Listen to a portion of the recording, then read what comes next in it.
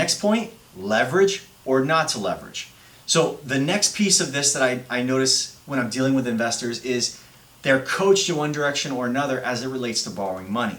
Now, my thoughts on this are, if you can absolutely see an incremental increase in your margins by borrowing money, then go ahead and do it.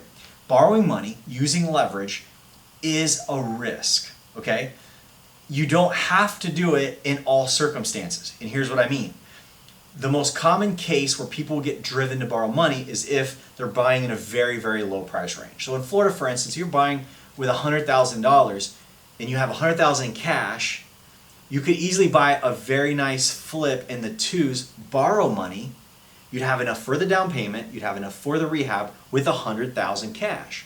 Now at the same time, you could also shop the market and you find a house that needs work for around 120 that you negotiate into the price point. You have 100 grand cash and you can negotiate that property down. So which one should you do? Well, the reality is that I know for a fact the margins would be a little bit bigger if I had a little bit more to spend. If I could get in the 200s in my purchase price, the margins will jump. But I can also take an investor who has all cash at 100,000 and they could make 14.5% net, for instance, one time in the trends. Again, this isn't a guarantee, but this is a kind of like what I see in the market. 14.5% net, do it 3 times in that year, and that's a pretty good return with just the cash. It is slimmer though. What does happen in the lower price ranges is the margins can get squeezed because there's a lot of competition. A lot of people can afford to invest in that price range. That's why if you jump up a level, then you can actually get bigger margins if you can buy a home, for instance, for twice the amount. For example, 210 to 230, 240 range, and you have a much higher gross profit, you might have to borrow.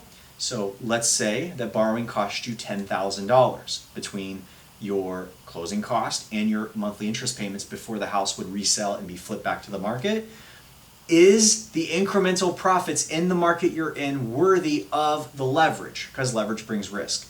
You're borrowing the money, you have a mortgage. If the house doesn't sell, you're carrying the note. All of those things need to be built into what I said in the last point, which is fall in love with the deal, have a great exit. If you have a great exit, you're going to have a buyer for the house that you kind of can rely on the way into the deal.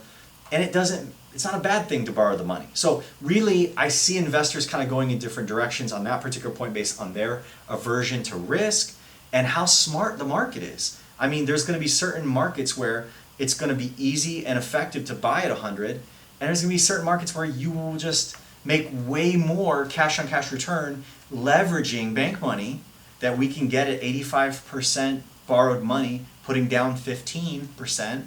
And again, in that same category, having about $10,000 in loan costs, but yet you have $35,000 to $45,000, for example, in profit to help pay the 10 back to the bank, and it makes sense. So you have to basically do what makes sense with real intention in the market, kind of weighing out the exit strategy and kind of what the entry price will look like.